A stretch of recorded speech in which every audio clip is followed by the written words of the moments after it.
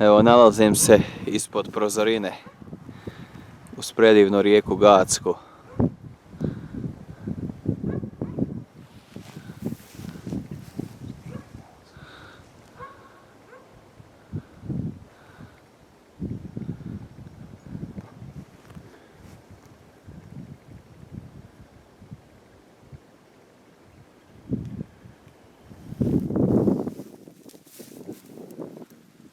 Evo, ovo je Orešković most.